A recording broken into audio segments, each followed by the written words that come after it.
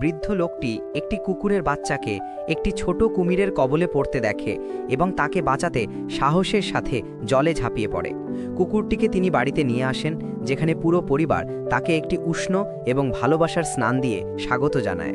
এই ছোট্ট প্রাণীটি এখন কোমল, যত্নশীল হাতে শান্ত হয়ে আছে। তারা তাকে ভালোভাবে খেতে দেয়, যাতে সে তার হারানো শক্তি ফিরে পেতে পারে। কুকুরছানাটির দুষ্টুমি ভরা ব্যক্তিত্ব এখানে প্রতিদিন বাড়তে শুরু করে। সে সবার প্রতি স্নেহ দেখায়, পরিবারের প্রতিটি সদস্যের হৃদয় গলিয়ে দেয়। সে উঠোনে সম্পূর্ণ আনন্দময় শক্তিতে স্বাধীনভাবে ছোটাছুটি করে এবং লাফায়। প্রতিদিন আরও বেশি খেলাচ্ছল হয়ে ওঠে। তার মজার জন্য শক্তি যেন একেবারেই অন্তহীন।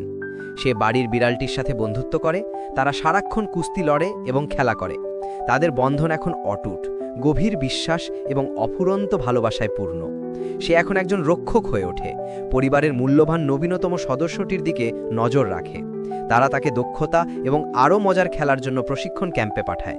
যদিও এখন সে সম্পূর্ণ বড় হয়ে গেছে, তবুও সে চিরকালের জন্য পরিবারের প্রিয় বাচ্চা হয়েই থাকে। স্পায়ের দিনগুলিতে সে মিষ্টিভাবে সহযোগিতা করে, যা সব কর্মীদের তাকে আরাধনা করতে বাধ্য করে।